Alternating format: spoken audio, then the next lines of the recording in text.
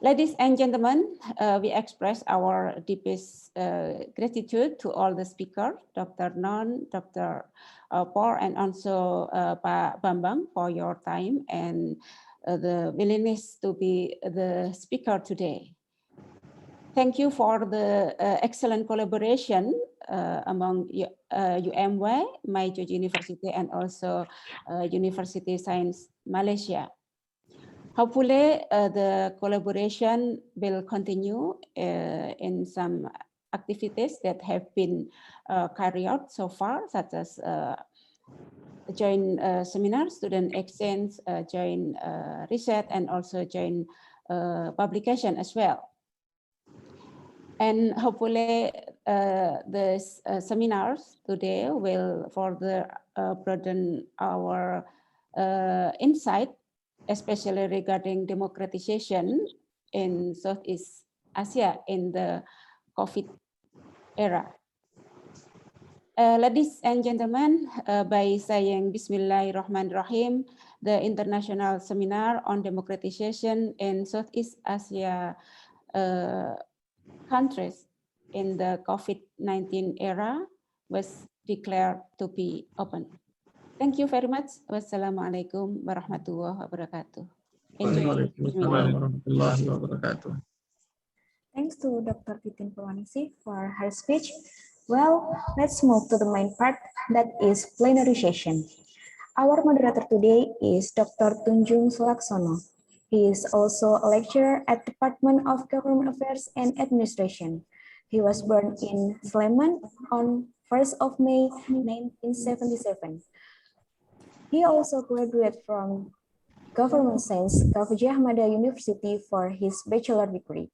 He graduated from the Department of Political Science in the same university for his master and doctoral degree.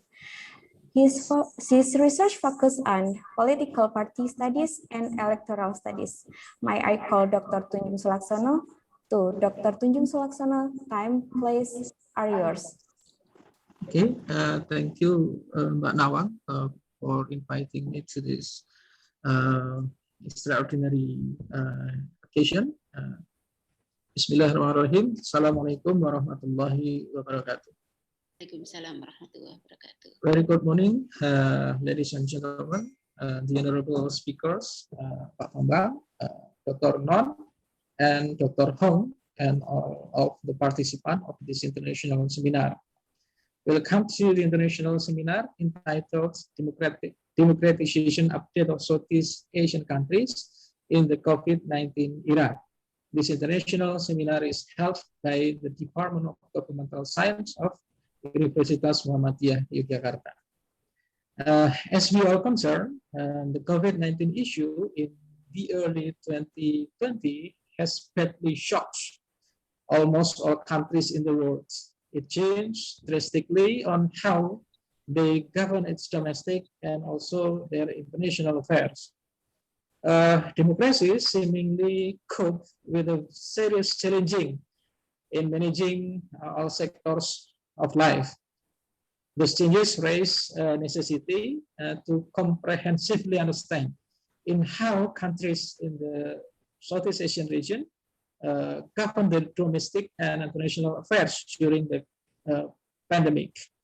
So it is important to figure out how Southeast Asian countries, especially three neighboring countries, Indonesia, Thailand, and Malaysia, cope with various challenges and problems in their own decentralization process and the impact of pandemic in their country. Therefore, this international seminar has three particular objectives as follows. The first, it tries to identify the democratization update among Southeast Asian countries during the COVID-19 era, mainly in Indonesia, Thailand, and also in Malaysia. Second one, to figure out problems and challenges of democratization process among Southeast Asian countries during the COVID-19 era. And the last one is to understand the government response in Southeast Asian countries in coping with all public issues during the COVID-19 era. Okay, as the trigger of the discussion in this seminar, we have three very competent scholars with expertise in democracy studies. Pak Bambang Eka Cahya, Dr. Non Napratan Sud, and Dr. Por Heong Hong. Good morning, Pak Bambang, Dr. Non, and Dr. Por. Good morning, Pak Tunjung. Good morning. Okay, thank you. Long time no see, Dr. Non, since my last visit to Chiang Mai Yes. in 2019. Yeah. Thank you for your warm welcoming, and Thank you very nice to much. see you, Dr. Heong Hong. Thank you very much for joining in this. Thank you. Yeah, thank you, Dr. Tunjung. Okay. Pak Bambang is a lecturer in the Department of Government Science, Faculty of Social and Political Science, Universitas Muhammadiyah, Yogyakarta. In addition to his expertise in electoral studies, Pak Bambang also had a practical background in election as the chair of Indonesian Election Supervisory Body.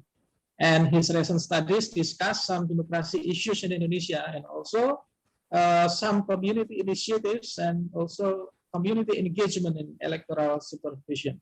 Good morning, Pak Bambang.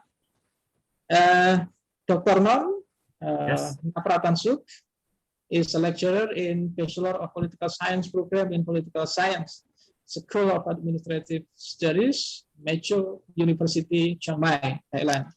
His research interest is in democracy study, Thai politics, and Southeast Asian politics.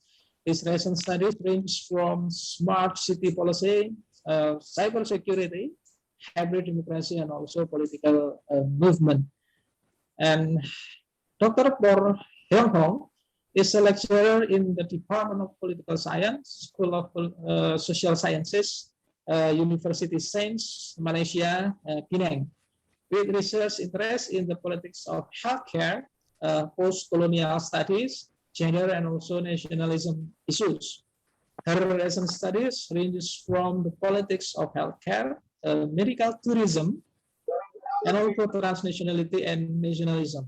And her forthcoming publication will elaborate any issues related to politics of memories and heritage making. In this occasion, Pak Bambang will elaborate the recent situation in Indonesian democratization in the pandemic era and how Indonesian government responses in addressing all public issues during the COVID-19 era. Dr. Non will bring us to the recent situation of Thailand in the same issues. And meanwhile, Dr. Hong will give us a ride to the recent situation of Malaysian democratization and the response of the government. The speakers will also explain some problem and also challenges of democratization in their own country and what their government should do in fostering its democratization progress. And as an effort to organize the seminar effectively and efficiently, we hope we will divide this event into two sessions. The first session is presentation by the speakers, and the second session will be a Q&A session. And to initiate the discussion, every speaker will have approximately 20 minutes for maximum to explain their insight toward the issues. Once the speakers are finished, we will commence the second phase, that is the question and answer session. Okay, Pak Bambang, you will be the first speaker for this seminar, international seminar, and time is yours. Thank you, Pak Tunjung, and thank you for the invitation extended to me. My best regards to the speaker in this seminar, Dr. Non Napratan Sud from Malaysia University, Dr. Por Heong Hong from University Science of Malaysia. On this occasion, I will present several issues concerning the development of democracy in Indonesia, especially after the 2019 presidential election and the COVID-19 pandemic, and the problem that have resulted in the deterioration of the quality of democracy in Indonesia. The development of democracy in Indonesia is inseparable from the result of the first simultaneous general election in 2019, the challenges and obstacles to democracy are not simple problem because the character of the post-election regime greatly affect the government response to issue of public policy. Election results also limit the policy option faced by the government.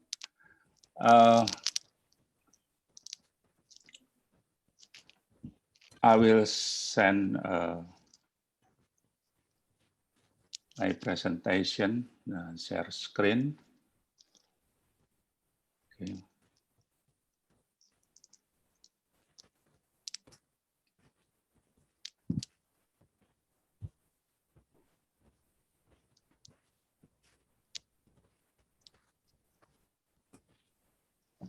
Okay.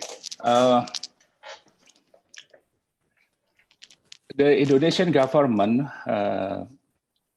is stuttering in responding the COVID-19 pandemic. Yeah. January to February 2020, the government attitude, I think, is underestimate the COVID-19 virus. So there are no adequate anticipatory steps for the prevention, and let alone preparing for possible scenario if the COVID virus finally enters in Indonesia. Even the Minister of Health gave the impression ignore WHO warning against the possibility of the transmission COVID-19 in Indonesia. For some reason, he believed that our tropical weather will be good for the people to not, how to say that, not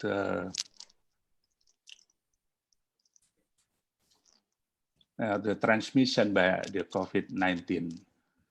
In March 2020, the president announced the first case of the COVID-19 patient. The government rejected the advice of the expert pandemic to lock down, choose a softer approach to restrict the activities of the community with the restriction on large-scale social policy we call pembatasan sosial berskala besar or PSBB. Is social distancing, large-scale social distancing. Government pay more attention to the problem of economic community to provide limited assistance to those in need, rather than preventing the spread of an outbreak that spread rapidly. The result of this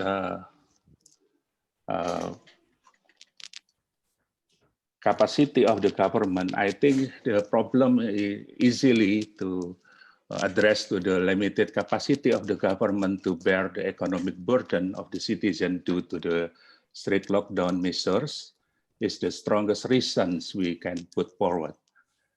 And the consequence is a rapid increase in morbidity and mortality and a widespread spread throughout Indonesia.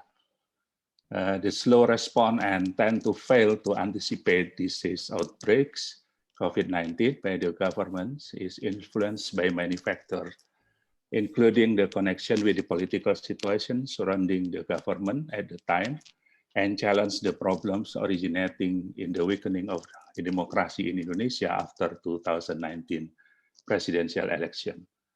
I think it's we must be concerned about how the political situation in Indonesia after the presidential election. The 2019 president election won by Jokowi for the second time brought several problems that directly or indirectly affected the government response to the issue such as the COVID-19 virus outbreak. 2019 presidential election must be admitted to have caused a sharp polarization problem of the supporters, and this has affected the government ability to respond to the COVID-19 outbreak. Any policy that government take is still challenged by the other part of the community who did not agree with the policy. The 2019 presidential election is repetition of the same battle in 2014, two central figures with different character. Prabowo and Jokowi fight for the second time. He's made Indonesian politics centered on these two figures and to marginalize figures of the main political parties. The two center figures have a different style. Prabowo's style tends to be radical nationalist and tend to attack the status quo. Is faced with the Jokowi style, who is moderate and confident as an incumbent, who has popular support and represent the aspiration of the people.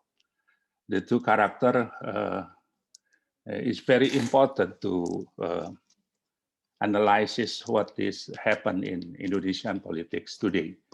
Prabowo is supported by PKS, which actively offers political idea that benefit the political Islamic group. And Jokowi, who is more moderate, embrace charismatic clerics from NU to balance the issue played by Prabowo. It must be admitted that this presidential campaign model increases Islamic conservatism in Indonesian political discourse, as well as sharpening the polarization between Islamic group and the nationalist group who claim to be Pancasila and pro-pluralism. And the decision of Prabowo to join Jokowi cabinet as a Minister of Defense, for some of his supporters unacceptable and is seen as a form of accommodation for corporatism that leaves Islamic loyalists. These groups remain in strong opposition to the Jokowi administration. And the other hand, Prabowo's joining to Jokowi cabinet politically weakened the strength of the opposition in the parliament, leaving only PKS as the only and ineffective opposition in the parliament. The ineffectiveness of the opposition in the parliament encouraged the Islamic group to build a non-parliamentary opposition model that accidentally finds figures in the two important figures today, namely the governor of Jakarta and the figure of cleric Habib Rizik Syihab from FBI. The political policies of the Jakarta governor in handling the COVID-19 outbreak, which tend to be more assertive and systematic, are faced with the central government policies that end to be indecisive and hesitant. The continuous dualism of policy between the two government entities greatly disrupt the effectiveness of handling the COVID-19 outbreak. On the other hand, Habib Rizik, who had long been an opposition outside the parliament, returned from the exile in Saudi Arabia, causing new political turmoil and amid the pandemic. The action against the government in the context of the health protocol resulted in HBS having to deal with the repressive element of the state. On the other hand, the state treats the opposition groups such as HBS and FPI by using excessive violence and causing casualties and serious human rights violation in the form of unlawful killing of HBS guards. 6 men died in the accident at the kilometer 50 in Jakarta toll. Repressive attitudes were also carried out against elements of Islamic organization as Hizbut Tahrir Indonesia, which were dissolved by the government and declared as a banned organization. The same is done with FPI, which is considered an intolerant organization. And meanwhile, the Anies Baswedan himself developed into an alternative figure due to 2016 Jakarta gubernatorial election competition, which was marked by the increasing sentiment of Islamic conservatism towards the incumbent Jakarta Gubernur Ahok. Anies benefited from the anti-Ahok sentiment in the election, which later strengthened his position as the main opposition figure after being elected governor of Jakarta. And another issue that is set back to democracy in Indonesia is growing the corruption and clientelism. In the midst of the COVID-19 outbreak, the parliament changed the KPK law, which resulted in weakening the eradication of corruption. The implication is decrease the number of officers arrested by the KPK and also decrease in Indonesian corruption perception index. At the same time, two active ministers of Jokowi cabinet arrested by KPK due to the corruption case. The Minister of Social Affairs and the Minister of fishing and I don't know what is the name in English ya. Menteri Kelautan dan Perikanan ya. This show how an effective combating corruption and corruption worsening of Indonesian politics. The patronage and clientelism that are developed in Indonesia, especially executive patronage, is the main source of the corruption that is needed to financing political process.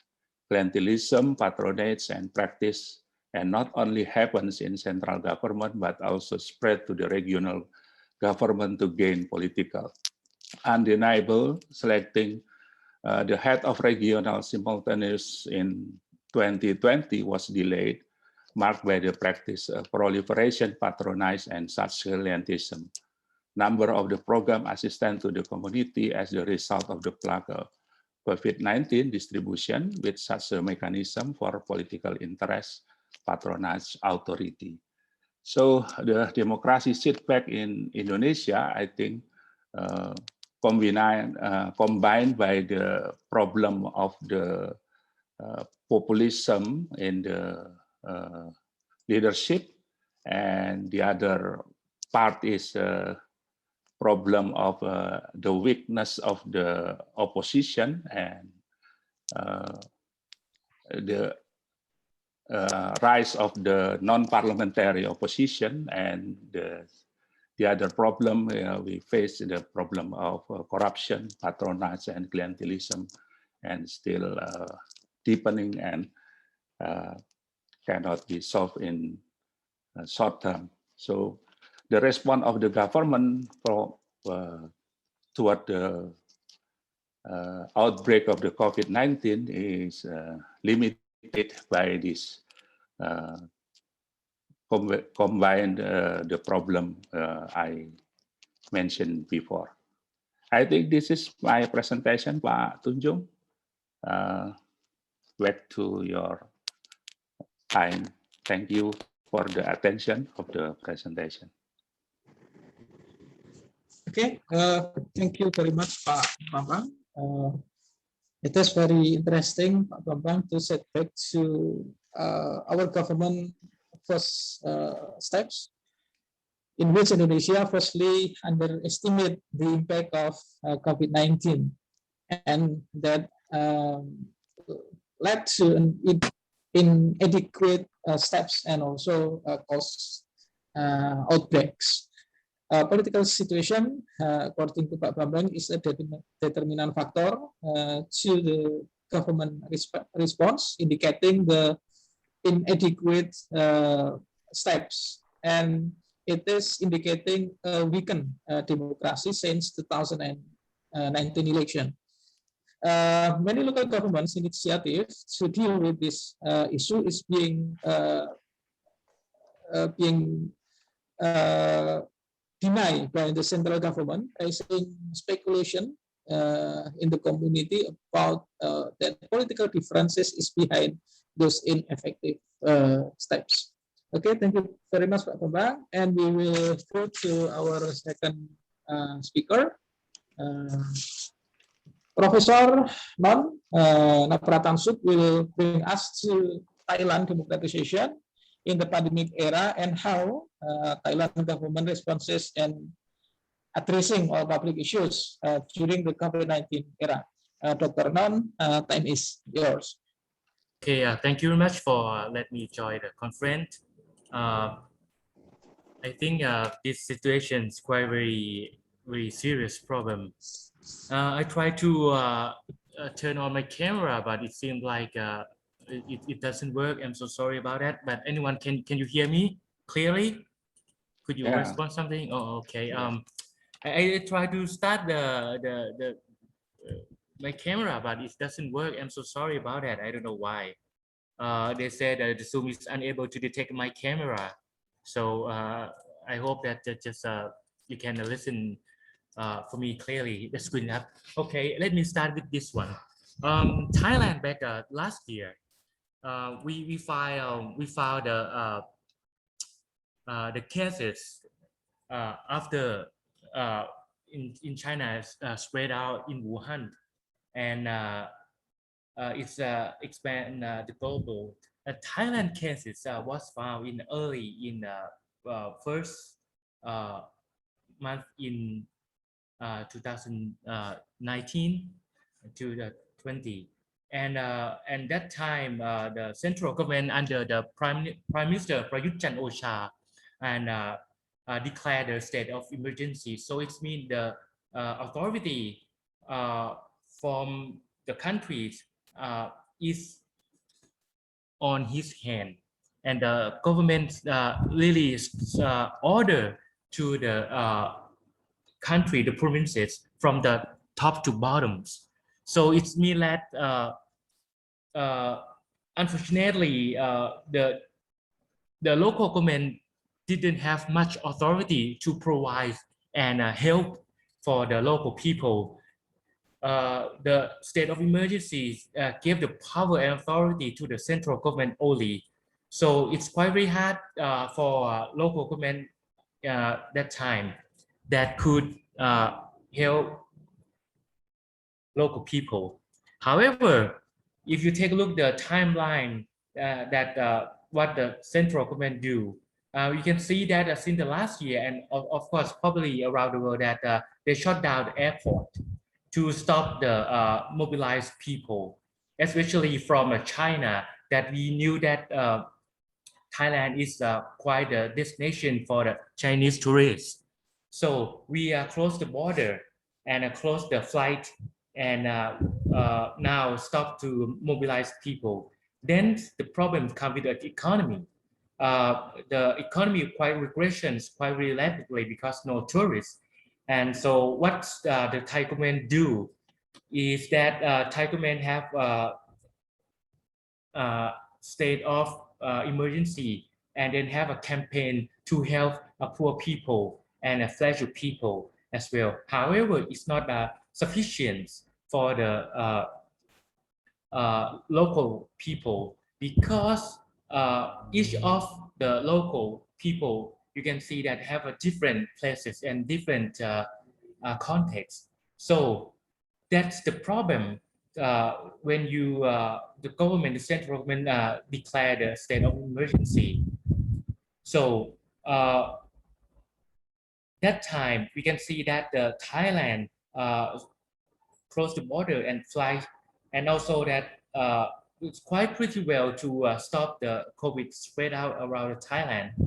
However, people who want to come into Thailand, so by airplane transportation, they need to quarantine for 14 days to make sure that the health Republic of Thailand will take care of you in a state quarantine, and also that they have to do a rapid test if you are positive or negative, something like that. And then after that, Thailand quite released, the government quite released the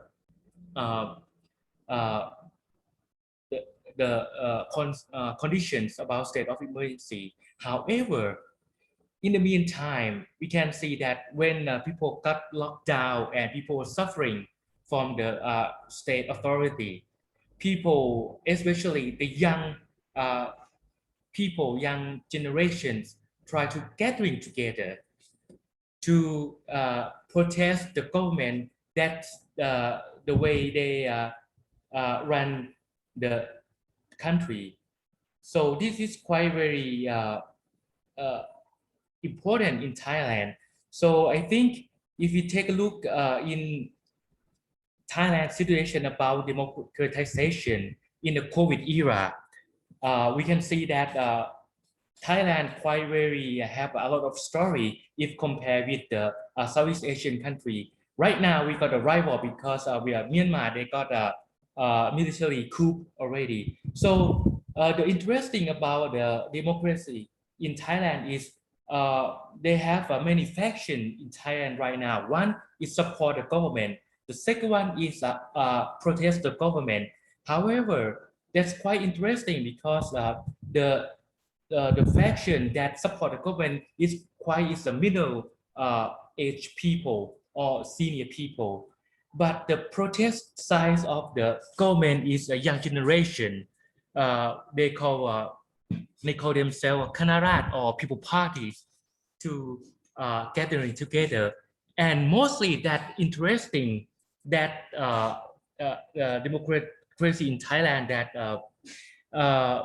when you protest the government, especially the young generation, they use the social media. They use the social media to gathering people on demonstrate in the very public space. For example, in Bangkok, that's if you follow the news, you can see that that's quite very a lot of young generation gathering together and protest the government. They require their demand for three things. The first one is they want to the monarchy reform, and the second one is to let the Prime Minister Prayut Chan-o-cha resign, and the third one is reform and a referendum of the constitution. This is three main requests from the protest side, especially for young generations, and they use a symbol. For example, use three fingers that probably you can see the news that mean equality and also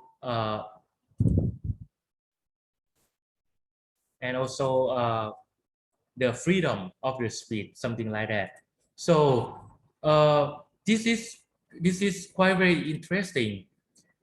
Then, if take a look at the other side, that the faction, the people who support the government, why people support the government? First, they still support the monarchy, which is they don't want to let the people faction that protest the government touch upon the monarchy. They don't want to let the monarchy to reform on the constitution by that.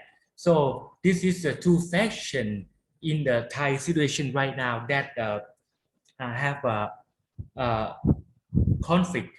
Also, that if you take a look at the numbers of the freedom, especially democracy in Thailand, the numbers of the freedom in Thailand and democracy was decreasing from 32 out of 10 out of 100, sorry, to be 30 out of 100. So in 2020, you can see that the freedom in the world 2021 report that released see that the Thailand democracy is decreasing. So what does that mean? That mean that we limited our free of the speech, we limited of the equality, we limited of the people who can free of speech and against the government. This is a very serious problem right now. And under the COVID situation, the government used that I said the first time, earlier that the government used the state of emergency. So this quite very important that if the government declare already, so it means people cannot gathering together and to protest and do something activity, especially for the politics. Why? Because the government want to control. They excuse that if you're gathering together, it means you can expand the virus of the COVID to gathering together. This is very important. So the demonstrated and people moving cannot join together. And if you join together, it means you broke the law. So the police can catch you and make you execute and also that is will send to you the court and put you to the punishment. You can see that many leaders that protest the government was jailed already. So this is quite a very serious problem for people who respond that protest the government. However, the interesting that I mentioned earlier that the protest factions, especially young generation, they use the social media. For example, Twitter and Facebook, and also Line apps that commute each other. And the most and for most important right now, I don't know everyone in here, do you know people who call game scrapper? Do you know game scrapper? It's like people who play games, and many people gathering together and subscribe, something like a YouTuber, something like that. They use this channel in Thailand to communicate about the politicians and politics in Thailand. That's quite interesting. This is a new open space for politics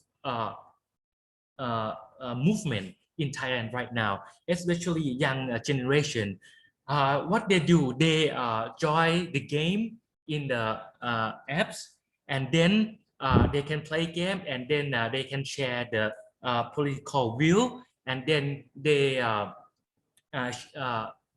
show them politics standing, so they can gathering together, and then they can have appointment to do some demonstrate on the street, and also do some protesting on the social media. However, on the other side, the government knew that the young generation or people who protest the government, the government used the social media as well. It's called IO. The IO is mean internet. It mean information operations. What does that mean? Information operation. It means that the government try to use information only one side, not the whole story. Use only one side, and then to discredit the protest, and also that the protest use the information about the politics, about the government as well. This is quite a social media warfare in Thailand right now. So this is quite very interesting to the Thai politics. This is quite a current situation. However, I don't know I have much time or not, but let me going a little bit about local government. I would like to touch upon that. The local government, like I said, that since the government state declared a state emergency, they quite have not authority to do that. Only public sector that can help each other. From the last year, the government learned it and know it already that the economics are very bad, and then we probably quite run out the budget. However, in this year, we have the third wave already. The third wave right now, the current situation. What the central government do? Central government still have a state of emergency, but also open the channel for the provinces, the governor, that can mobilize and that can have authority to have a regulation for each provinces. For example, in Chiang Mai, we didn't close down any provinces, but we closed down some kind of entertainment, pub and restaurant, the public space, something like that, to prevent the COVID spread out. So it means that the government quite learned a little bit from the last year that they cannot close down everything. So they have to elastic to release some activity that economy can move on, and also that the provinces give authority to the governor of the provinces to decide what they're gonna do for their provinces. So the right now situation in Thailand is look like this. Thank you very much. So I hope you have quite a broadly picture right now in Thailand. Thank you.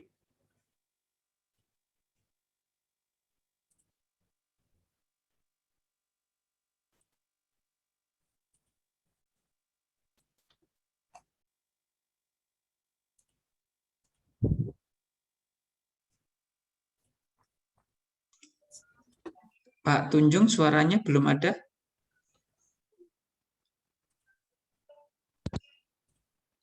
Okay, thank you very much, Dr. Non, for bringing us to the recent situation of Thailand in deal with the pandemic. If we compare with the experience of Indonesia, Pak Bambang before has told us about how the government hesitated in making a strong policy. But Dr. Non just now had shared with us about the strong policy that had been taken by the government of Thailand by using the state of emergency, so the people cannot join in a massive demonstration. But anyway, the young generation in Thailand, it is very interesting. They use any means available, especially they use social media and also use some online game, yeah, to get together in issue to against the government.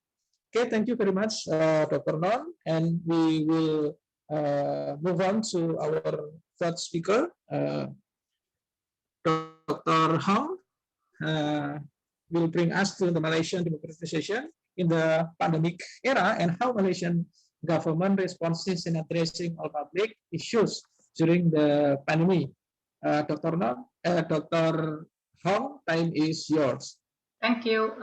Salam Ramadan dan selamat pagi kepada semua. Terima kasih kepada Puan Pemuda Acara Nawang Kunia dan Puan Dekan Dr. Titin Puan Ningsih dan juga Pak Tunjung atas ucapan aluan-aluan yang mesra dan satu pengenalan yang generous.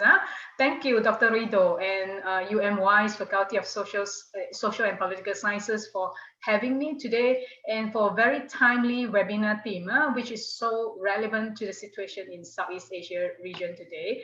And thank you Dr. Bambang and Dr. Non for sharing the situations in Indonesia and in Thailand respectively.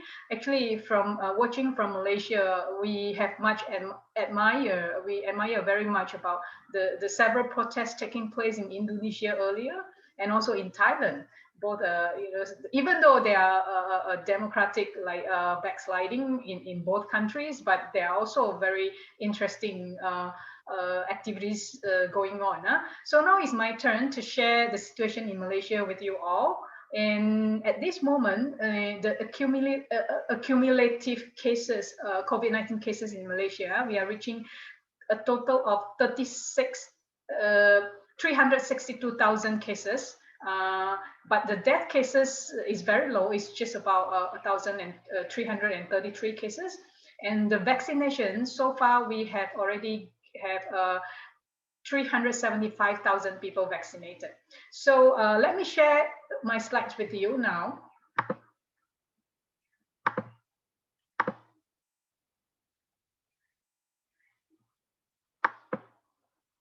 Can you read my slide?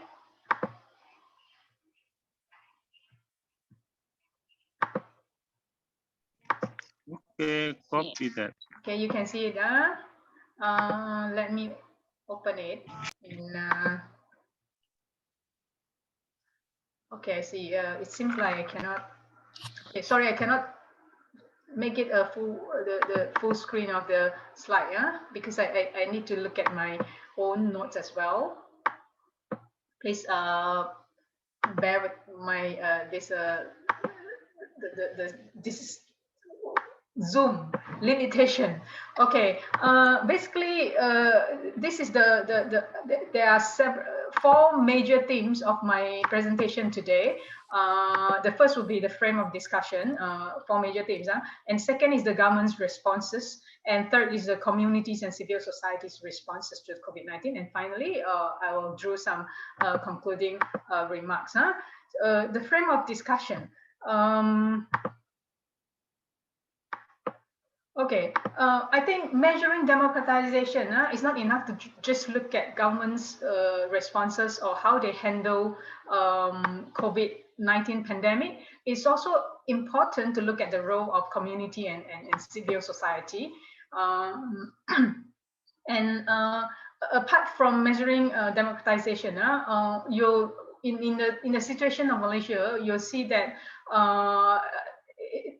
the idea of responses is not enough to comprehend, to understand the government responses, because the government, they are actually also taking advantage of like what is very similar to the situation in Thailand. I think that the government, the authority is also taking advantage of the pandemic situation to maximize their own interests.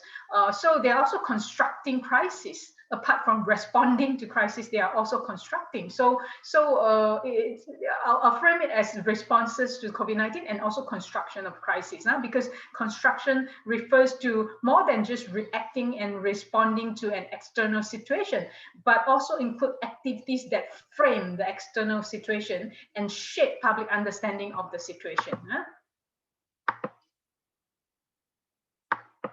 Now I'll move on to look at the government responses.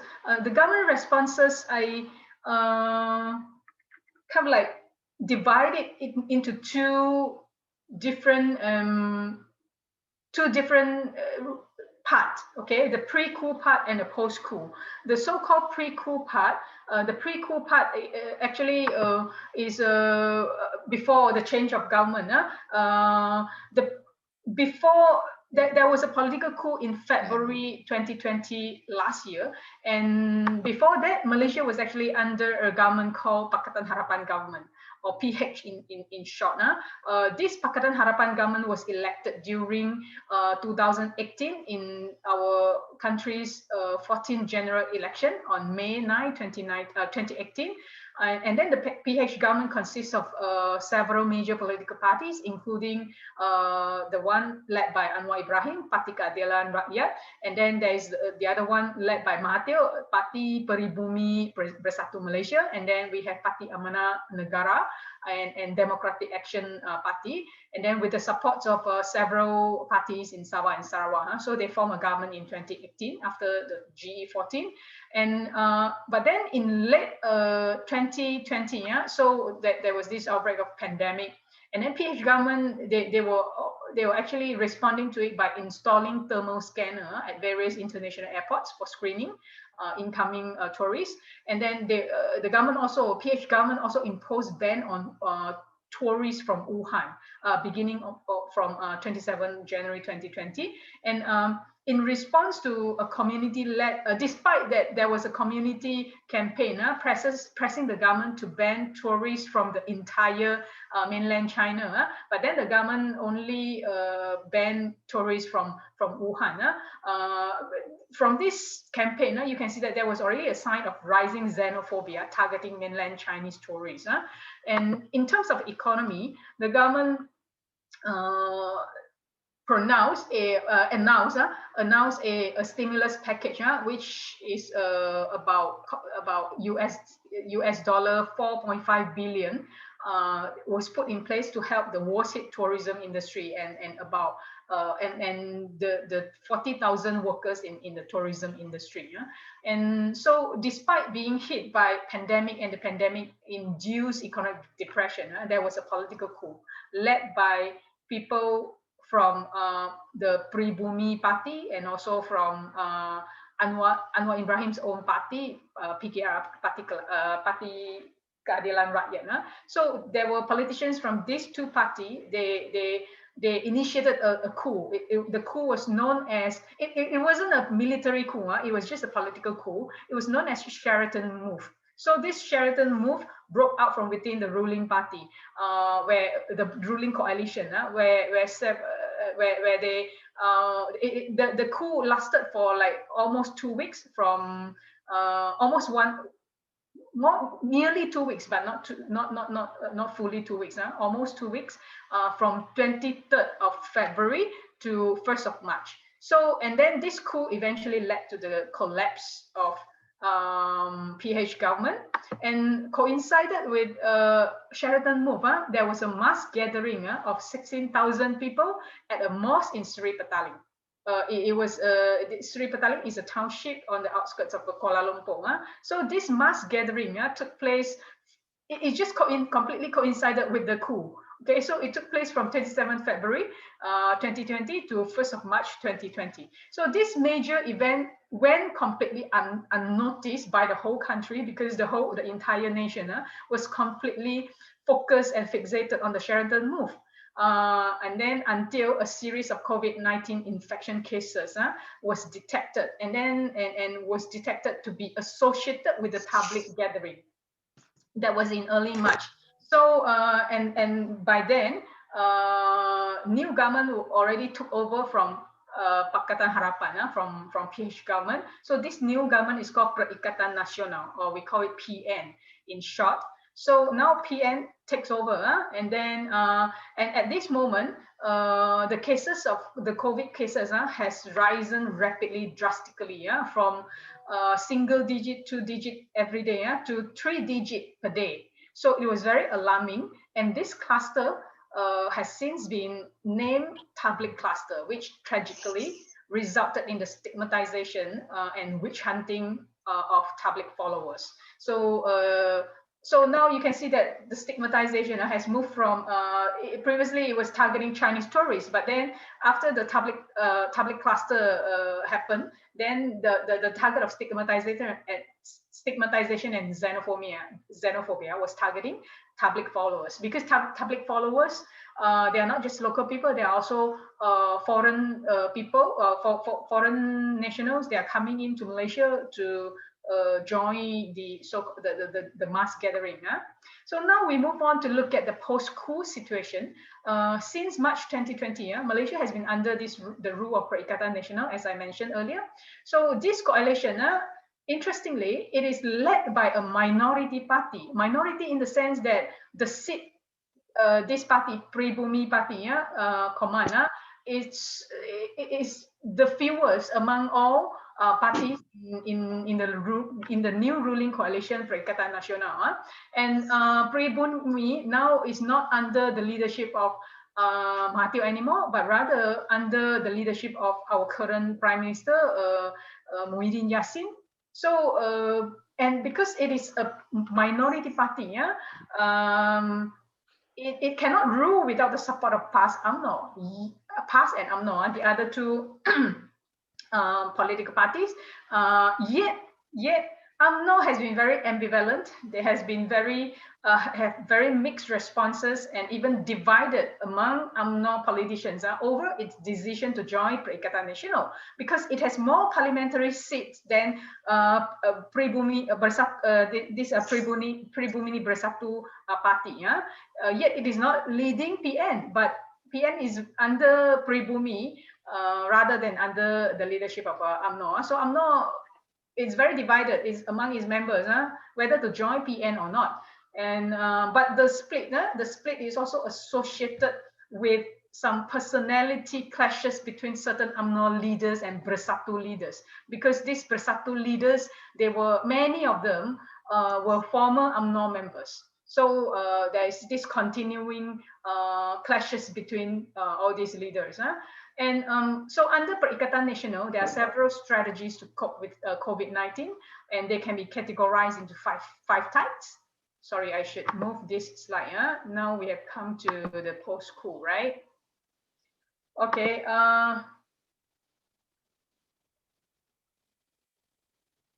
In the post-coup, the strategy of PN government can be categorized into 5 types. The first type is movement control. So movement control, including locking down and also locking borders. And MCO, movement control order, was twice declared. was twice declared under the Prevention and Control of Infectious Disease Act 1988. So we have this act. This act actually gives the government power to do a lot of things in the situation of a pandemic. And so the first phase of MCO was announced after the tablet cluster was detected. And the first phase of MCO lasted for 8 weeks from 18 March until 12 May in 2020. And so it involved closing down border, not only between countries, but also a ban on interstate travel. That means you cannot travel between East Malaysia and West Malaysia. You cannot travel from Penang to Kedah or to Perak. So the ban is not just on international travel, but also interstate travel internally. And the second strategy is contact tracing. In terms of contact tracing, the government has launched an app called My Sejahtera. The My Sejahtera app was launched on 20 April 2020 to trace the movement of people. And so anyone, any citizen or non-citizen, any people who are caught entering a business place without scanning My Sejahtera or without registration will be fined 1,000 ringgit, okay, or equivalent to US dollar 242 USD dollar, okay, and then the amount was increased to 10,000 ringgit or equivalent to 2,400 US dollar in the second phase of MCO. So it gets stricter. And the third strategy is economic stimulus packages and financial aid. So under the PN government, it announced, firstly, to allow members of EPF. EPF is called Employees Provident Fund in full. It is actually a mandatory saving scheme and retirement planning for workers in the private sector. So the PN government announced a scheme called I Lestari Withdrawal Scheme. Under this scheme, each member below the age of 55 is allowed to withdraw up to 500 ringgit per month for a duration of 1 year, beginning from 1st April 2020. The scheme sounds like good, right? But then a lot of people, especially economists and also policy researchers, they are worried about this scheme. Worried because this scheme is like allowing workers to use their future money, because the money they save, this mandatory saving is meant for their retirement. So they are actually using their retirement to fund their present cost of living because of the inability of the government to deal with the present situation. So the burden actually is put on the workers instead. And another economic stimulus package is a total of US dollar 60.5 billion US dollar was injected into the market. Okay, through this it is called Prihatin Economic Stimulus Package. Through this package, the government provide cash payment to affected individual wage laborers and households. And it later released another stimulus. There are several stimulus packages, including all these cash handouts. And also a different package is about 500 ringgit or equivalent to 120 US dollar per person. Cash bonus per person was handed out to 1.6 million of civil servants across all ranks. That means those high-ranking civil servants already with very high income, they also receive this cash bonus. And this cash handouts to civil servants, there are two phases. The first phase is 500 ringgit per person. The 600 ringgit per person. So in total, actually, the government has spent more than 1 billion, about 1.7 billion ringgit in total spending as cash handout to the civil servants. All these packages, they actually lack parliamentary debate or mandate, and they lack transparency. It was fully determined and decided by the PN government without any discussion, without any transparency. And While external crises often require a unified and non-partisan response from it, that is necessary. But then, with the beginning, when the MCO was implemented, it was already overshadowed by narrow partisan politicking. As the chief of 5 pro-PH states, PH is Pakatan Harapan, that was the previous government. So the chief of 5 state government, they were excluded from a PN federal government-led meeting on COVID-19 prevention. So this at the very beginning, the movement control order was already done, lack of transparency and very lacking of professional way of handling COVID-19. And in the interest of maintaining democratic governance during the pandemic, opposition parties and NGOs, they had repeatedly urged the government to convene virtual parliamentary sitting and debates, but their proposals went completely unhindered by the PN government, because NGOs and civil societies and opposition parties, they were pushing the government. You can still conduct meeting online, even though it is a pandemic situation, but the PN government just like completely ignore their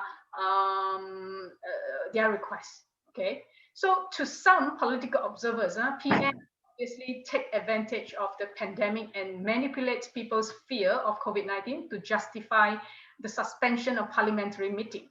And the first phase of MCO, even though it successfully brought COVID-19 under control from 3-digit new infection cases per day down to 2-digit per day in July, but the good result was very short-lived, and the situation soon worsened rapidly when a state election took place in Sabah on 26 September 2020. And why a state election in the first place? The state election, it was triggered by the continued political coup. It was a continuation of Sheraton move, because both PH leaders and PN leaders, they claim that they command majority to form Sabah government. So the government, eventually the state government, Sabah government, was dissolved on July 30th, 2020. And so that came the campaigning period. And during the campaigning period, many politicians, they moved freely between East and West Malaysia without following SOPs, without following social distance, the physical distancing, without quarantine. And so eventually it caused alarming increase of COVID-19 in the following months. And what follows is you can see that there's already a worsening of a pandemic situation after Sabah election. So it gets really worse beginning from October, November, and the worst came in December and January of this year, 2021.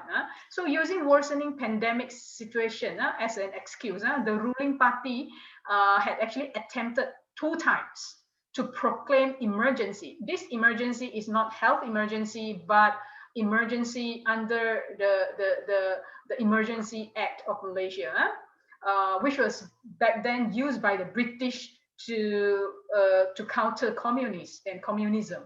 So now this is used in Malaysia to counter COVID-19. And so this comes to the 4th strategy of PN government. So the first attempt of proclamation of emergency was made on 24 October 2021. That was after a month after Sabah election, but that request was actually rejected by our young Di-Pertuan Agong. Yet the pandemic continued to worsen in November and December, despite an anti-state travel ban. So the government, the PN government, declared a second phase MCO and made its second attempt to declare emergency again, this time on 11 January 2021. And this time, the proclamation of emergency was agreed or approved, assented by the young Di-Pertuan Agong. And the duration of emergency was to last from 13 January this year to 1st August later this year. So while the PN leaders claim that the proclamation of emergency was done in the interest of countering or preventing COVID-19 infection. But the opposition and many NGOs and even some UMNO members who is a part of the PN government, they contend that no, the existing prevention and control of infections disease act is actually sufficient enough to deal with the pandemic. So emergency proclamation for them, they see it as just a political tool, political tactic of PN government under the leadership of Muhyiddin Yassin to avoid parliamentary session. Because if parliamentary session is convened and conducted, there is a likeliness of motion of no confidence against the Prime Minister Muhyiddin Yassin, and he's trying to avoid parliamentary session. Just to avoid this is actually to avoid the motion of no confidence against him. And so the NGOs and the opposition, they also question why businesses and schools are already now allowed to operate, but no parliamentary meeting is allowed to be convened. So this is really not convincing people that the proclamation of emergency is done in the interest of preventing COVID-19. People are questioning it. So during the second phase of MCO, another round of cash bonus, 600 ringgit per person. This I already mentioned, so I think I can skip this. So there was 2 rounds altogether. And the fifth strategy is vaccination. So vaccination was rolled out on 24 February this year, with the Prime Minister as the first person who received the very first dose in the country.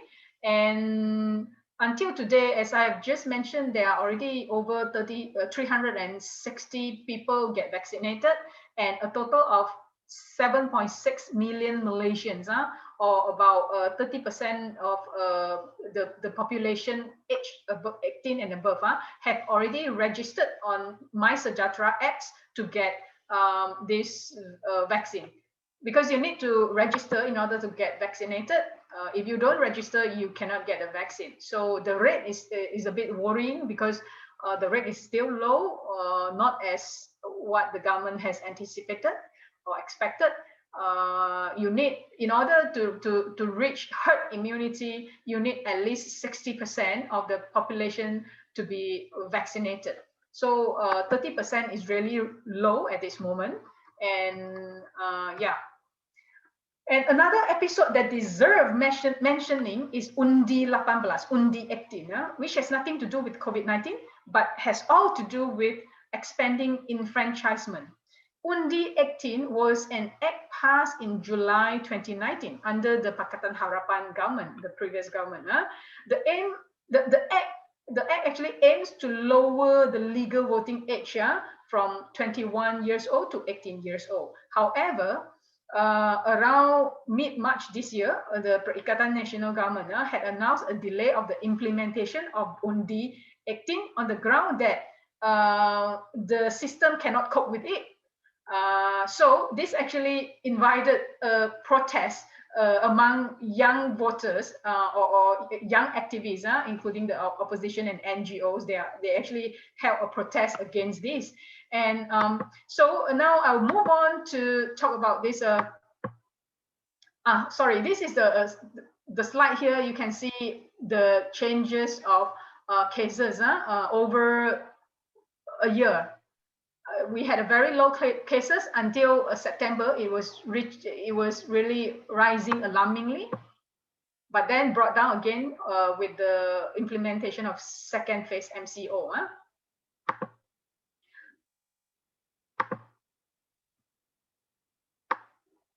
Yeah, and now I'll move on to the third part of my presentation, that is the civil society's responses to COVID-19. Because we cannot have real democratization without a vibrant civil society that takes interest in defending and upholding basic human rights and equality. So, and since the implementation of first phase MCO, various community self-help and mutual help groups actually sprung up all over the country, and which is a very good sign, because there was a state failure in terms of attending to the need of the needy, of the homeless people, of the urban poor. When the first phase of MCO was announced, a lot of people were in complete hardship because they lost job and then they have difficulty to find food and things like that. But then luckily, we still have functioning civil society where NGOs and activists, they organize themselves and to deliver food to the needy, including urban poor, homeless people, refugees, migrant workers, and even Orang Asli who live deep in the remote areas. When you live in the remote areas and with the lockdown, with the movement control, how are you going to get food, right? So you need, in that sense, mutual help was really needed. Luckily, we have it. And beginning from April, several infection clusters involved migrant workers emerged in Kuala Lumpur, especially at the construction site. And migrant workers, beginning from April, they became the new target of stigmatization. Before this, as I mentioned, it was the Chinese tourists. Later on, it was the tabligh followers. Now, in April 2020, it was the migrant workers who were at the receiving end of xenophobia and stigmatization. So, and cyber troopers clearly involved in fanning out xenophobic sentiments online, and fanning out all these pandemic populism that targets marginalized group. Why so? I think it was apparently to divert popular attention away from the political coup and away from the request to conduct parliamentary meeting. So in response to rising xenophobia, luckily we have civil activists, who organize virtual protests online against discrimination of migrant workers on 3rd of May in 2020. And as the pandemic unfolded, a large number of migrant workers in the manufacturing, especially glove making factory, many of them acquired, thousands of them was infected with COVID-19. And this episode revealed the deplorable housing these workers have been enduring. And it is an issue which NGO has repeatedly called for the government to address, yet it was unaddressed by the government. The government is actually asked to enforce employers' compliance with workers' minimum standard of housing and amenities. Because poor housing, so leading to the infection among migrant workers. Sorry, it seems like I'm taking a lot of time. I'm going to finish soon. And now this is the best part. I think I'm coming to that best part. We actually have a lot of artists and graphic designers. They played significant part with the power of satire to expose the authorities' double standard in implementing all the public health measures, the rules. A series of cartoons or caricature called Antara Dua Darjat, or between two classes, or you can just call it like double standard. These caricatures that were produced by a very famous cartoonist. His name is Fahmi Reza, to call out the bad behavior of the authority of the politicians. As you can see from the slide I show here, this is one of the graphic by Fahmi Reza to show that orang biasa, ordinary citizens, they are treated so much harsher when they break the rules of COVID-19 prevention. We call it SOPs. But if the same done by the Menteri, they receive very, very light treatment, no punishment at all. And even quarantine was not implemented equally among ordinary citizens and the Menteri. So these cartoonists, they use their satire to critique the government, the authority. And here you can see that all this antara dua darjat, orang biasa compound 1,000 ringgit. Tapi kalau if you are menteri, if you are minister, the other compound, no punishment. And yeah, it goes on and on. A lot of such cases. That's why the people are losing confidence in the authority now. And as I mentioned earlier, Undi 18 has been postponed on technical ground. And so NGOs and activists, they actually organize a sit-in protest against the postponement in front of Parliament on just about 2 or 3 weeks ago, in front of Parliament on 27th of March 2021. Conclusion. Apparently, there was a democracy backsliding. Sorry, this is the Undi 18 postponement protest and also a cartoon that criticized the government. And now the concluding remarks. There is apparently, obviously, a democracy setback or backsliding, especially in suspension of a parliamentary meeting. And there is a continuing unending clashes of personalities, unending politicking and absence of policy debates since the PN government took over the state. And there was also instrumentalizing of emergency, which resembled very much the suspension of parliament in the 1969 street riot 50 years ago. And many politicians, they are only interested to take over the state, but with no traits of leadership. Even though we have a very good and well-functioning Ministry of Health, they are manned by professionals, public health experts, but a lot of public health measures have been compromised due to unending political tussles between politicians. And the rising xenophobia and populism is really worrying because they are targeting the marginalized group. But luckily, we still have vigilant civil society, even though the civil society is not as interesting as what I can see in Indonesia and Thailand. Thank you. That's all. That's the end of my presentation. Sorry for taking too long. Thank you. Okay, thank you, Dr. Pham. By the way, Pak Bambang and Dr. Non have shared their time with you, so it doesn't matter if you use their time. Okay, in this session, I'd like to thank you for your very interesting story about the pandemic COVID in Malaysia. And if we make a little conclusion about what had been shared by all of the speakers in this seminar, Pak Bambang highlighted how initially government in Indonesia underestimate the situation and how the coordination between government agency and between government level is relatively weak, in which political situation is predicted to be the cause. The weakened democracy amidst pandemic is another side of democratization in Indonesia. Thailand, such as had been narrated by Dr. Non, give us another interesting story since the government used the state of emergency to control the people protest by preventing them to join together. Anyway, the protesters, dominated by the Thai young generation, continues to raise protests by using all social media. Malaysia performed a unique story since there was a political coup amid the outbreak, indicating the collapse of Pakatan Harapan and the emergence of Pakatan Nasional Government.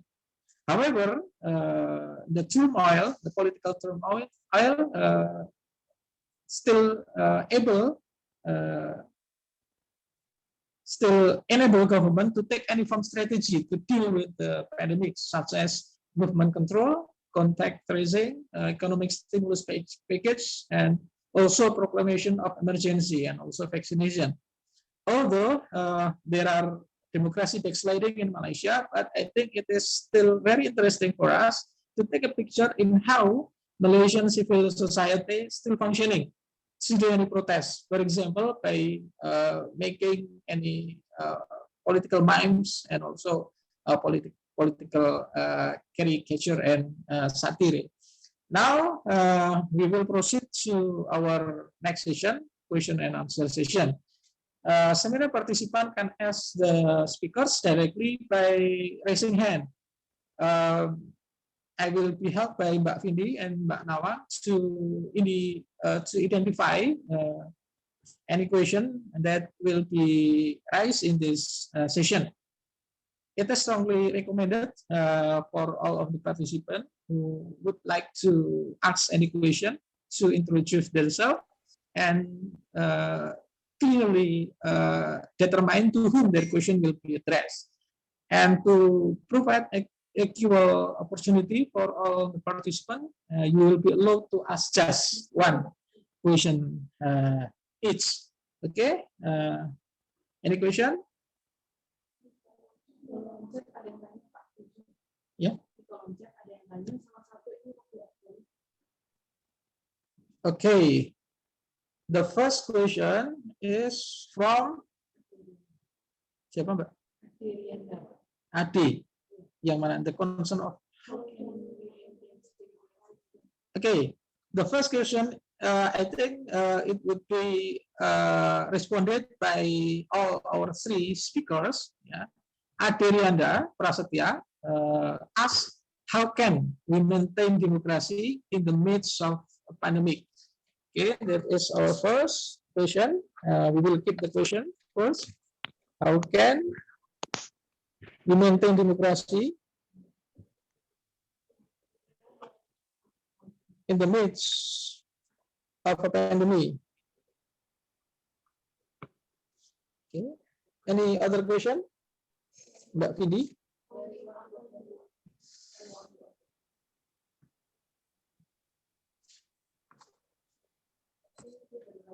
Okay, raise hand. Okay. Wahyu Agani. Okay, you can ask directly by using this. Okay, so thank you for this time. First, I want to. My name is Muhammad Wahyu Agani, and I'm from Universitas Muhammadiyah Yogyakarta, study in government. In this forum, I want to ask Dr. For Heong Hong from University Science of Malaysia, and it's interesting to discuss democracy in Indonesia and the world, especially Asia. I want if you see democracy in Indonesia, I want to know how you see the contrast between democracy in Indonesia and the Malaysia. Not good. Thank you. Berubah. Oh gitu.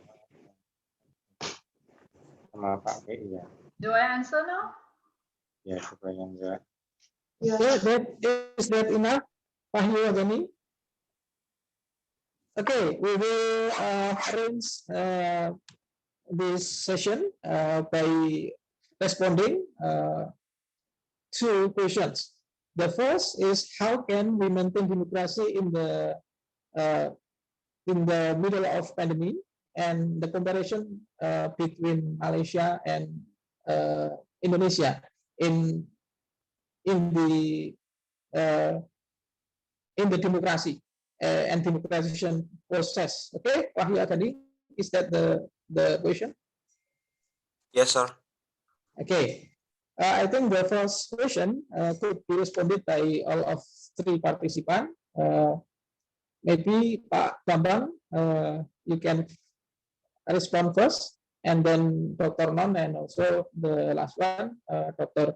Hong, will respond the first question. Please.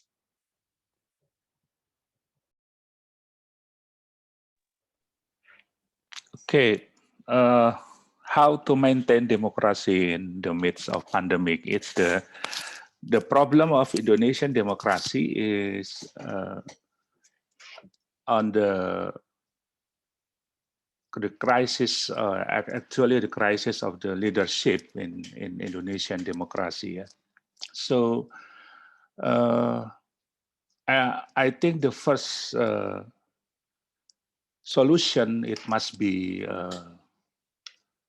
run by the government, is how to make the competition in presidential election is not a zero-sum game like the last two elections. So the polarization of the people it can be more soft, and then we need to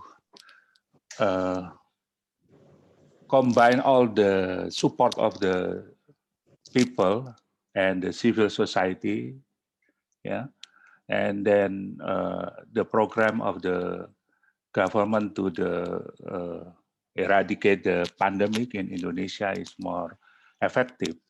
But actually, in our problem is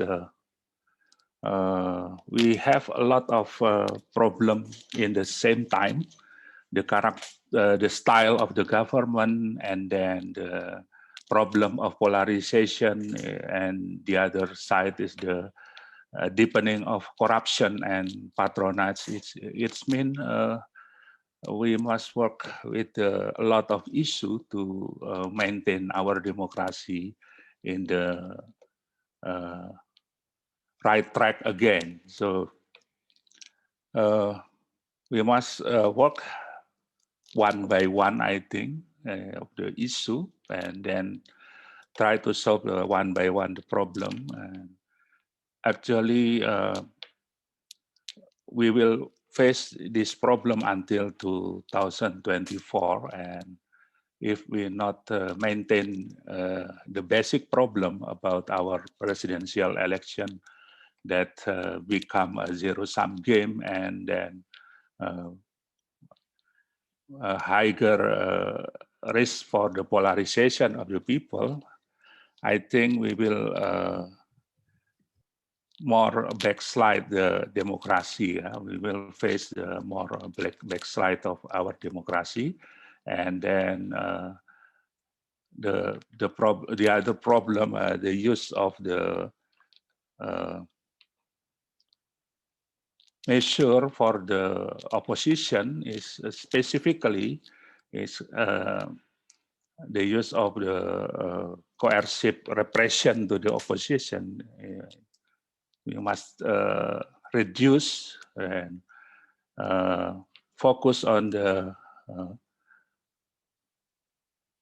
how to say to the human rights solution of the problem of our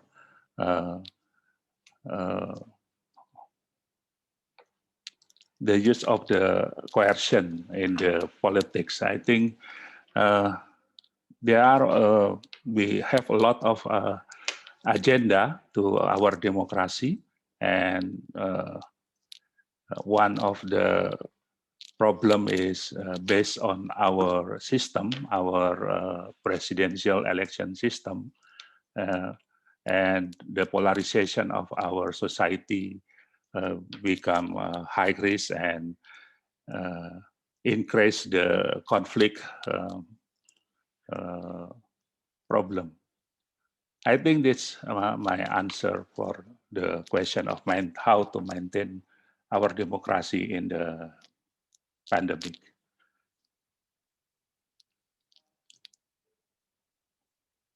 So, okay. Do you have, Pak Bambang, yeah, to compare what had been happened in Indonesia and Malaysia? Okay. The government, the both government have the similar standing to cope with the pandemic. Yeah, I think the different of Indonesia and Malaysia is the transition of the power shift in Malaysia is more smooth than in Indonesia. I think in Indonesia, even the Minister of Health is failed to respond the COVID-19 outbreak. Yeah. This only can be changed by the president after how long? 1 year more, and then become more effective today with the new Minister of Health. So it's not easy to change the cabinet, to reshuffle the cabinet in Indonesia, because it depend on the president's will, and it's not easy to control the cabinet because the not effective opposition in the parliament. I think it's very different with the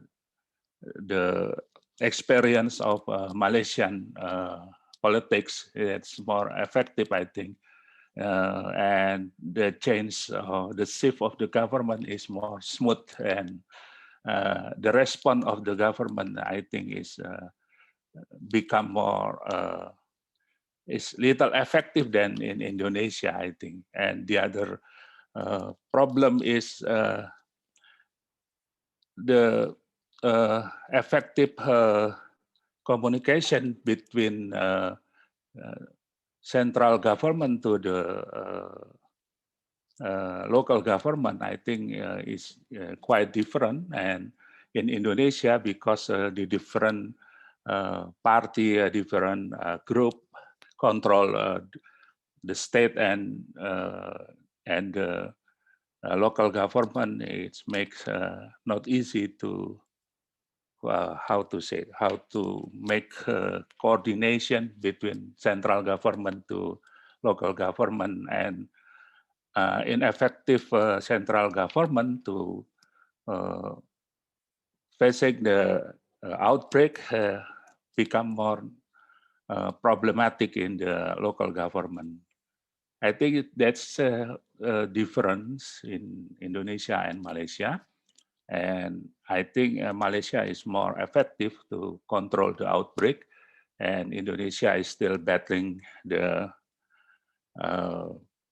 outbreak, and I don't know how long we can survive the battling the COVID-19, because I think we even we start the vaccination, but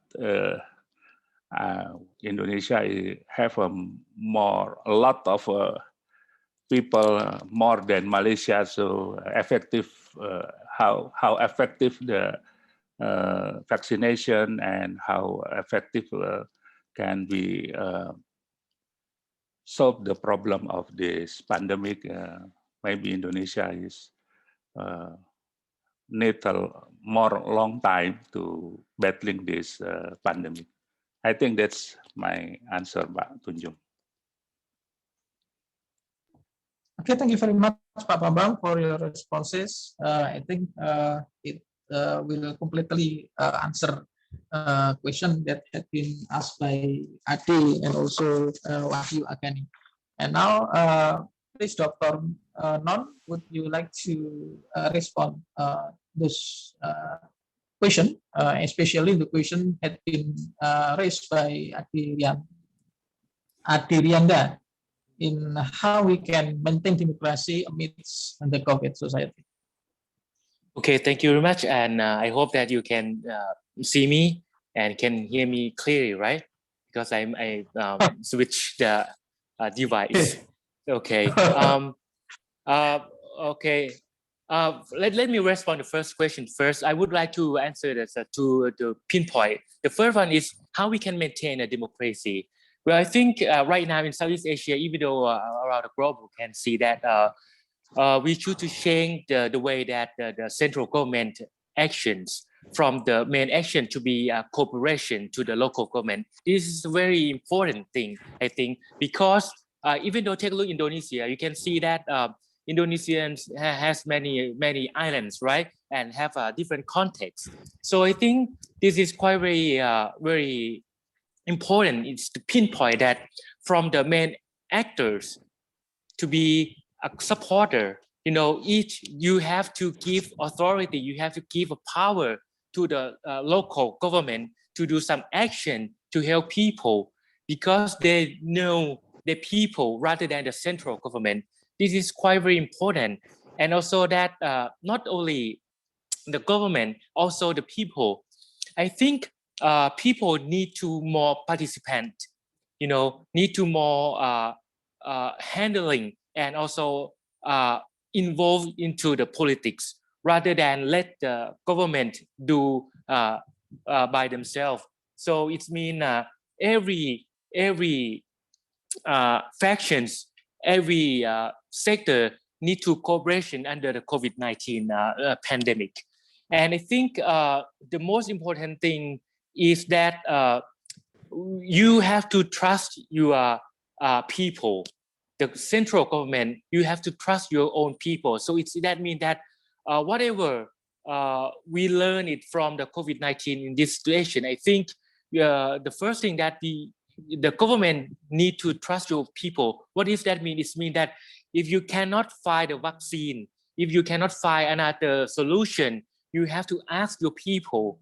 For example, local medicine, how it's work, probably maybe cheap and can prevent and protect before it's expanded, right? And also the leader of religions in each society, they need to more cooperation, not just leave them behind, or just cut them out from this situation. So you need to pull every faction, every sector together that can survive it. And also that this is the way that democracy is working, not just the government doing, not just we elected them already and it's the burden become their job. No, it's not. The democracy thing is that people have to gathering together, find out and the solutions together. This is the main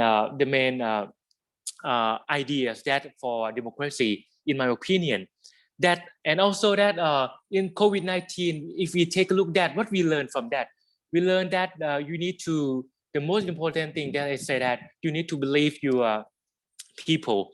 For example, about the vaccine, you know, if the government cannot provide it, how about the private sector, right? The private sector, if you have ability, you know, they can find some vaccine or provide some vaccine to local community, something like that. This is quite important. And also that I would like to mention about in Thailand. Well, in Thailand, I think the problem is about constitution that's quite very designed, not quite democratic system. So if we can fix and rewrite, edit some amendment constitution, is quite very useful. And I think it's very important to have a democratic after rewrite the constitutions. However, in general, in Southeast Asia, we can see that whatever the protocol, whatever the policy, that not ease or didn't help local government or didn't help people, or it is obstacle or barricade to let people access the value or try to prevent the COVID-19 pandemic. The regulation, rules, protocol need to rewrite and revise as soon as possible, that people cannot make illegal things, and also will more helpful, more gain the benefit rather than make it an obstacle, something like that. That is my opinion. Thank you.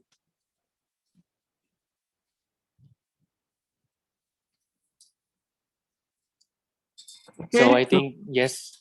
Thank you very much, Dr. Non, for such a very comprehensive answer to respond to those questions. And I'd like Dr. Hong to respond to those two questions. Please, Dr. Hong. Okay, thank you, Pak Tunjung.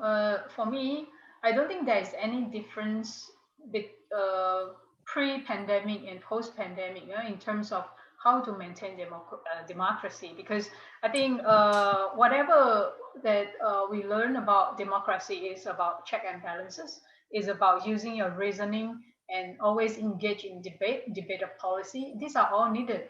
But the only difference, I think, is the situation of society during a pandemic and without a pandemic. The difference is during a pandemic, people have fear of getting the disease, getting infected, and this fear is real. But there are also situations where this fear of getting infection has been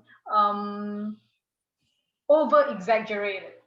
Okay, especially you have the authority trying to take advantage of this fear in order to justify authoritarian measure or authoritarianism, then that is very bad for democracy. And for me, during a pandemic, we still need to defend our basic rights, political rights, human rights, the right to protest, the right to question authority, the right to question the government's policy, whether there is a transparency or not, or what are the rationale for making certain decisions. All this needs to be made transparent and discussed with the people. You cannot assume that rakyat or people they cannot understand your decision. They can. You know, you need to talk to your people why you make certain decisions, rather than assuming that they are stupid. They cannot understand. No, if you assume that they are stupid, if you don't communicate in a transparent way, then you are going to lose people's trust in the government, and that is very bad for institution. If a state institution cannot command people's trust, then it loses its legitimacy, and losing legitimacy is a situation that we try to avoid. For example, that especially like what I mentioned during my presentation regarding the status of migrant workers, and during the pandemic, it goes back to a very long history that Malaysian authority has a long history of bullying, exploiting and bullying migrant workers, to the extent that migrant workers, they do not trust authority anymore. And then during a pandemic, trust in institution is very important for COVID-19 prevention. And you have no one to blame but the authority, because they have been exploiting the migrant workers, and they have been lying and all these things. You are actually keeping the migrant workers away from contact tracing, from getting this examination of COVID-19, or even to get vaccinated, because actually the government promised, Malaysia government promised to vaccinate not just its own citizens, but all migrants within its border. And how are you going to do that if you cannot command trust of migrant workers? Because you have been sending contradictory messages all the time. You are calling them to come forward for health examination to see whether they get COVID or not, they are positive or negative, and to get vaccinated. Yet you are cracking them down, you are arresting them, and these are contradictory message. You cannot do that to command trust of people. So the legitimacy of an institution really rely a lot on transparent communication, and then not sending contradictory messages. And regarding the difference between Indonesia and Malaysia, I think even though Malaysia is a federal system, but in terms of healthcare, and especially during this pandemic, it's very clear that health matter is a very centralized issue, is a very centralized area in terms of administration in Malaysia, even though we are a federal state now. And it seems like this centralization functions very well during this pandemic, because we have a very good civil government. They are very professional, even though at many points all this professionalism has been compromised because of political tussles, because of political intervention, because of unnecessary political intervention, compromising our public health measure. And I think another thing that the difference between Indonesia and Malaysia is that Indonesia has a very strong civil society, even though in terms of the state institutions, there are a lot of weaknesses. But then in terms of civil society, we actually have a lot of admiration for Indonesia's civil society and Thailand's civil society as well, because you don't see that scale of protest in Malaysia, except half a decade ago, we have Gresik. Gresik was a large-scale street demonstration, but that kind of demonstration no longer exists in Malaysia. But then it still happens in Indonesia and Thailand, and but even during a pandemic. But in Malaysia, people are really held back by their fear of the disease. Huh? So I think that's my response. Thank you. Okay, thank you very much, Dr. Hong, for responding the question. I think the perfect words, perfect phrase to conclude your statement is that democracy must go on. Okay, democracy must go on. Okay, and in the next session we have three questions. The first is from Nur Hadi. The second one is from Tufail, and the last one is from Anam. Okay, because Nur Hadi's question is very long. Let me read the question for you. Okay, the question is, the concern of many activists that the pandemic will suppress free speech is relatively proven in many countries. We understand that gathering restriction, for example, can be done for health reasons. I want the opinion of every speaker whether in your country the government is properly implementing a policy of restricting demonstration, for example, strictly for health reasons, or do you think they are use any restriction just to suppress democracy? Thank you. Okay, that is the first question. The second question, it is a reflective question, I think.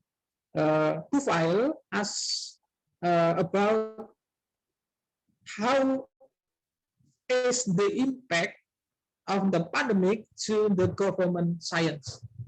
How is the impact of pandemic to government science? And the last one,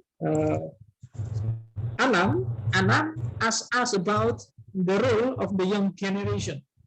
The role of the young generation in Indonesia, Malaysia, and also in Thailand in coping with this pandemic, COVID-19.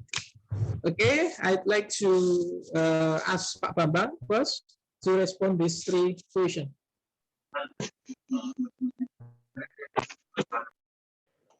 I'm sorry for the first question.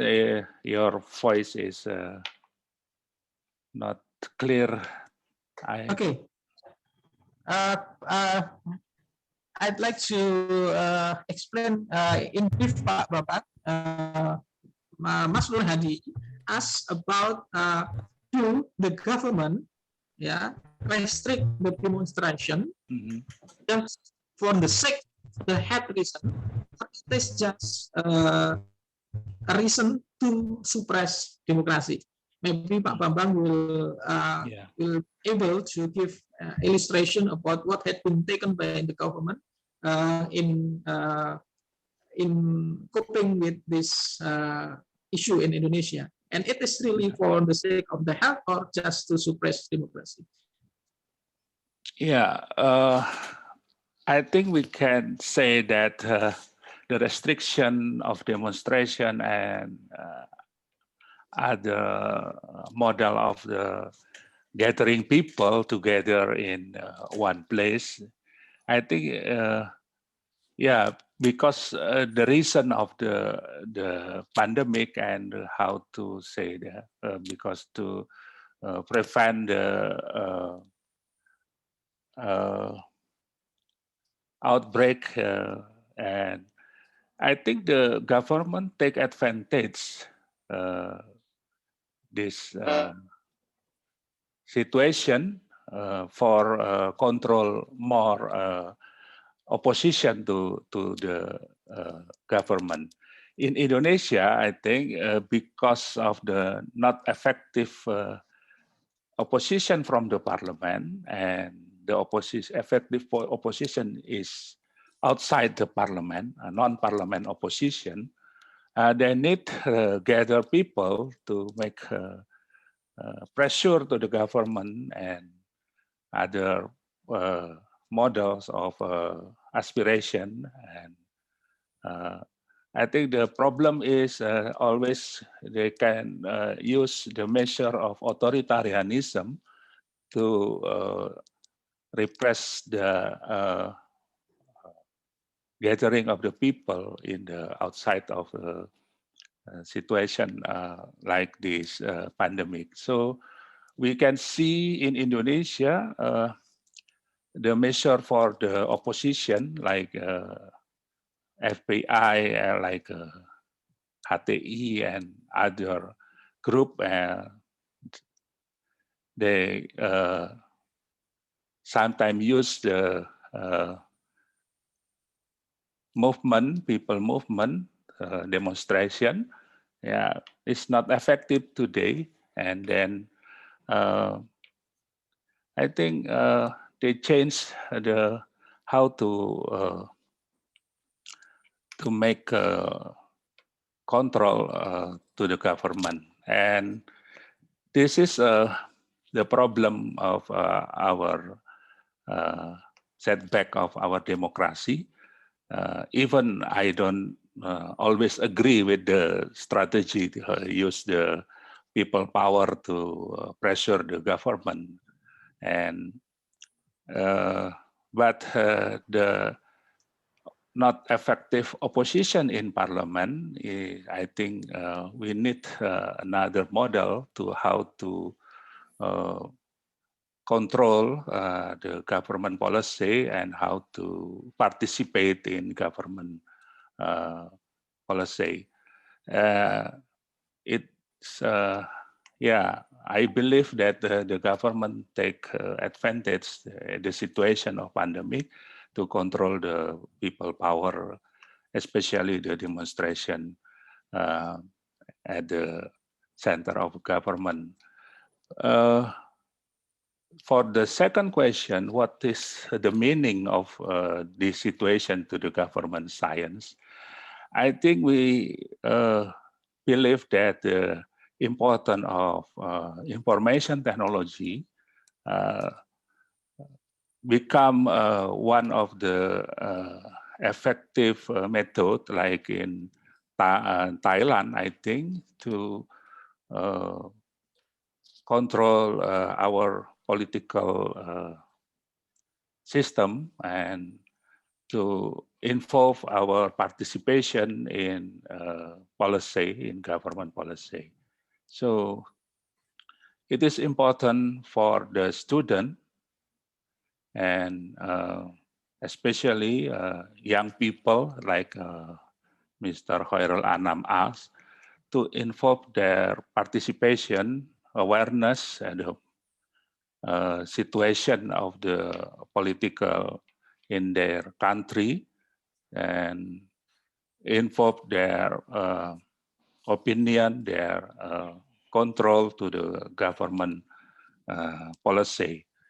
Yeah, we use the social media, the power of social media, the power of internet to support our democracy, our basic human rights, and yeah, even in Indonesia, we facing the other problem, the control of social media by the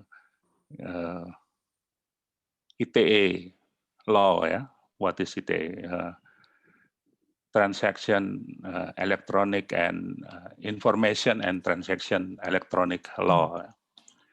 That's control the opinion at our social media by the cyber police, and yeah, even our freedom in social media now is restricted by the control by cyber police now. But I believe that the social media still have space to power to the make the government more accountable, transparent, and responsive to our needs, our problem. I think this my answer, Pak Tunjung. Okay, thank you very much, Pak Bambang, for responding those three questions. And the next speaker, Dr. Non, would you like to respond to those questions? Yes, sure. First of all, I think the first question is that we can see that it's quite very effect to that our government and also society, especially around the global.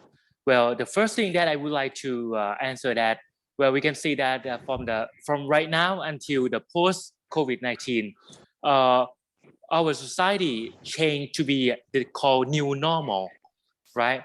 The new normal. So people have to awareness about the hygiene things, about the health, and then its impact to the government have to rethinking and to inventing some kind of technology, especially for the science that can help people, and especially in education sections that support to social distancing, and also the technology that can make people comfortable, and also that can produce their income, and also that not impact to their business. So every sectors in our society have to change into a new normal life, correct? Because the COVID that we learned that it's changed our life completely. We have to wear masks, we have to use alcohol gel to spray to think about it, the restaurant, the regulation is hygiene or not, and it's can prevent from another disease, not only COVID, that is called communicate disease, something like that. So I think this is a big wake-up call for every government around the world that have to rethinking about the technology, which can help people to improve their quality of life, and also that communicate in the society as well. For example, if you take a look in the education system, can see that we cannot gathering together in the classroom and then can do some teaching class and learning like we used to. Now we have to use online, right? So this is quite very important. Think about it. How about the poor people, grassroots people who hasn't have any device, who cannot access to the internet?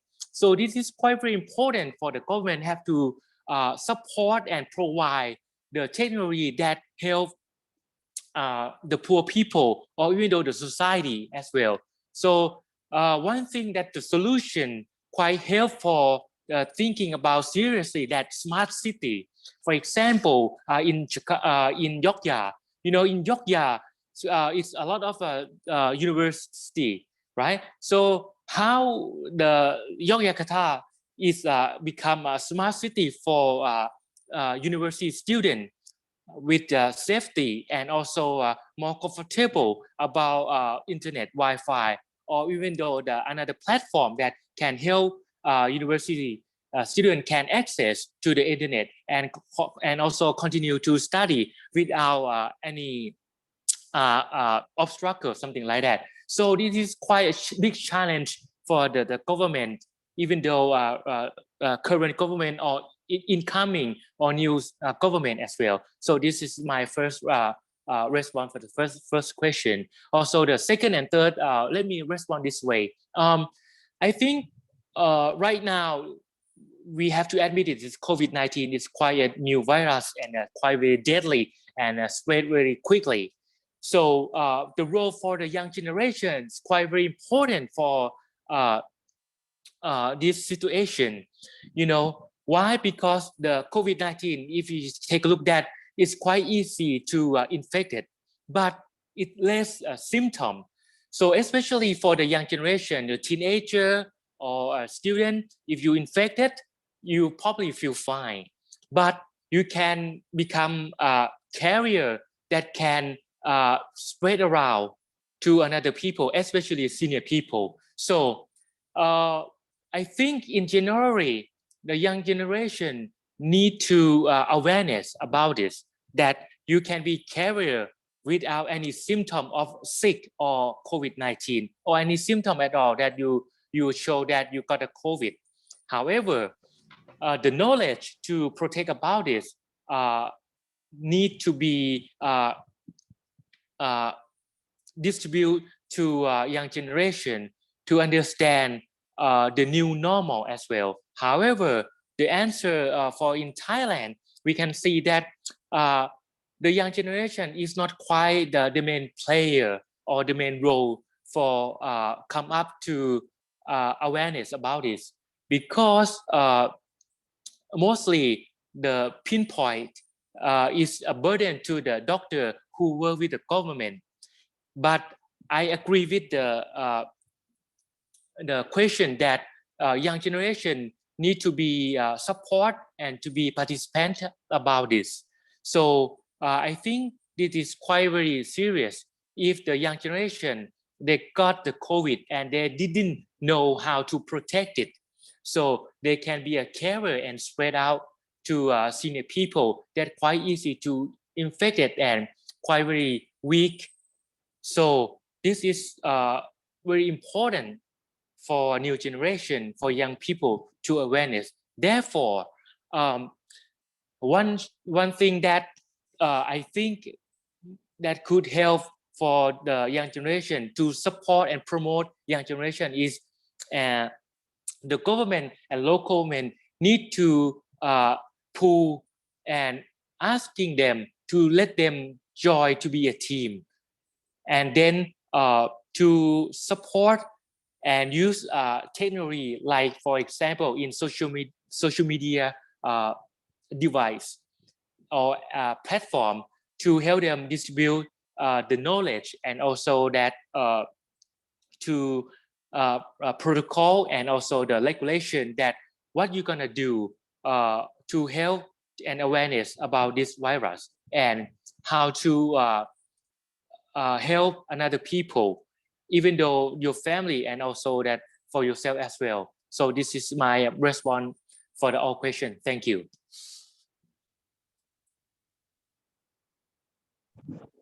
Okay, thank you very much, Dr. Non, for your response for all those questions. And last one, Dr. Hong, please give response to those three questions. I think I'll just respond to the question regarding government size. Okay. And I think both Pak Bambang and also Dr. Non has already responded very well. I just add a few points. I think, I think it's not just for government size, but for everyone.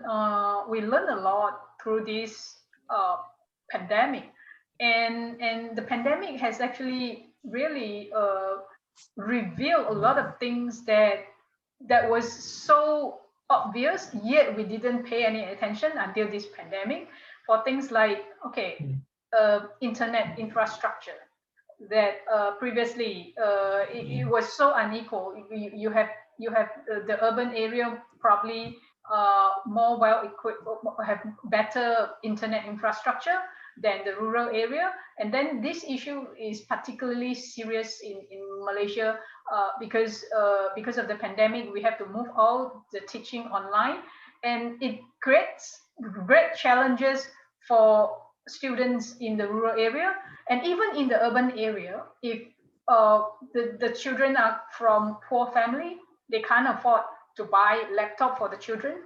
And how are you going to expect young people to learn without all this internet infrastructure, or even without having any devices? Yet they have to endure all this. So this is this pandemic revealed the issue of inequality. And for me, government size is also about how a government can engage in learning its own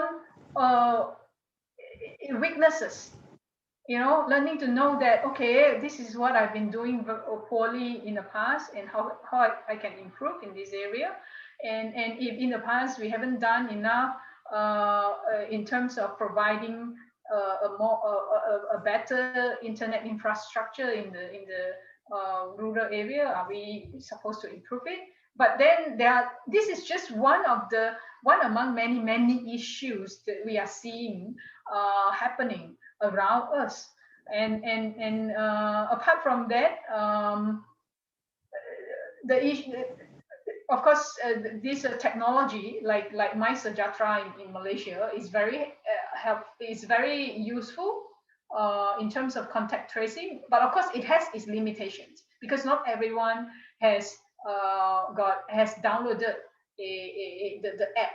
So for those people who don't have the app, you probably have difficulty tracing them. But then even contact tracing, you have the issue of privacy, and these are all very difficult. If you taking the perspective of ethics, government, even though you are authority, doesn't mean that you can encroach into people's privacy. Okay, like you have all their information, because when you register an app, you have to key in a lot of private personal information, right? And then how are the government handling all this information? Does the government has a very strict, very good in terms of handling all this privacy of the people who register for the apps? Do they have a team of people with ethics or not? And these are all issues about administration and governing, right? And I think the focus on government science is not enough, because you have a whole series of questions that you need to take into account. Like, how are you going to address issue of privacy? How are you going to address issues of inequality, rather than just looking at government science? So I think that's my response to that question. Thank you. Okay, thank you very much, Dr. Hong, for responding this question. Okay, ladies and gentlemen, what interesting and inspiring our discussion today. The experience of Indonesia, Malaysia, and Thailand that have been delivered by our remarkable speaker has give us a comparative portrait in how the government respond to issues and how the democratization process in those three countries. On behalf of the Department of Government Science, I'd like to thank you very much for Pak Bambang, Dr. Non, and Dr. Hong to participate in this remarkable event. And thank you very much for sharing such marvelous knowledge and your insight with us. We hope this situation will getting better, so we can take a walk in the middle of perfect climate of Chiang Mai, and in the historic and nostalgic view of Georgetown in Penang. Yeah. And thank you very much for the enthusiasm of the participant. I'm sure that there are still any questions out there, but the time has limited us to proceed this occasion further. So I really apologize for any mistake I've made in facilitate this event and any inconvenience. And finally, let me give back this forum to Master of Ceremony, Mbak Nawang. Time is yours, Mbak Nawang. Thank you. Thanks to Dr. Tunjung and speakers for giving us the interesting discussion today. Finally, we got the last session in this event that is closing. Let's close this event by saying Alhamdulillah together. But we have additional information for our participant. For the certificates, we'll put in our website, which is IPUMY website. You can check after this event finish. As the master ceremony, thanks to our speakers, Mr. Bambang Eka Cahya Widodo, SIPMSI, Dr. Non, and also Dr. Por. Thanks to all lecturer, Department of Government Affairs and Administration, and the participant entirely. Wassalamualaikum warahmatullahi wabarakatuh. Thank you very much. Bye-bye. Dr. Hong, thank you very much. Thank you. Thank you.